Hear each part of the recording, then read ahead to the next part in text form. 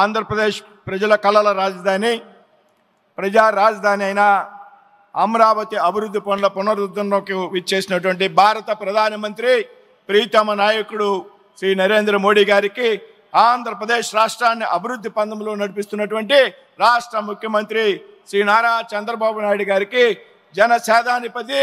ఉప ముఖ్యమంత్రి అయినటువంటి శ్రీ పవన్ కళ్యాణ్ గారికి, రాష్ట్ర గవర్నర్గా ఉన్నటువంటి అబ్దుల్ నజీర్ గారికి, అదేవిధంగా పునఃప్రారంభంలోకి ఇచ్చేసినటువంటి అశేష ఆంధ్ర రాష్ట్ర ప్రజానీకానికి, ఏదైతే అమరావతి రాజధాని నిర్మాణం కోసం భూములు పెద్ద ఎత్తున త్యాగం చేసినటువంటి అమరావతి రైతులకు అందరికీ కూడా హృదయపూర్వక నమస్కృతులు తెలియజేస్తూ ఉన్నాను. 10 సంవత్సరాల క్రితం ప్రారంభమైనటువంటి అభివృద్ధి పనులు 5 సంవత్సరాల క్రితం అర్ధాంతంగా స్తంభించిపోయినటువంటి పరిస్థితుల్లో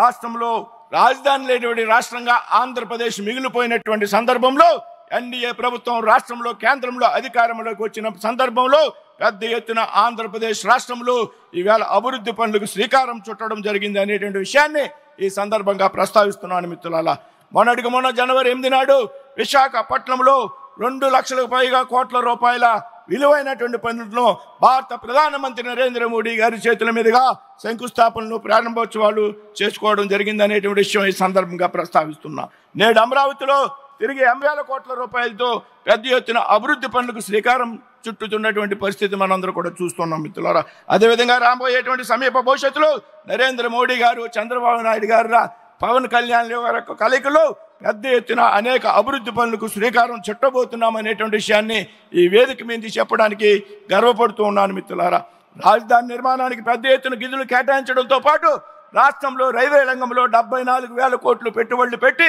అమరావతిని దేశంలోని ప్రధాన నగరాలకు అనుసంధానం చేయడం కోసం దాదాపు 2,245 కోట్ల రూపాయలతో నూతన రైల్వే లైన్ నిర్మాణం, అదేవిధంగా విశాఖపట్నంలో రైల్వే జోను ఏర్పాటు, ఇది నరేంద్ర మోడీ గారు, చంద్రబాబు నాయుడు గారి యొక్క సంకల్పం కారణంగా సాధ్యమైంది అనేటువంటి విషయాన్ని సందర్భంగా ప్రస్తావిస్తున్నాను మిత్రులారా.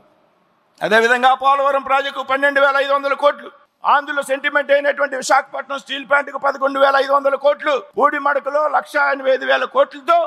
గ్రీన్ హైడ్రోజన్ కేంద్రం ఏర్పాటు, అలాగే నక్కపల్లిలో బల్క్ డ్రగ్ కేంద్రం ఏర్పాటు, కృష్ణపట్నాన్ని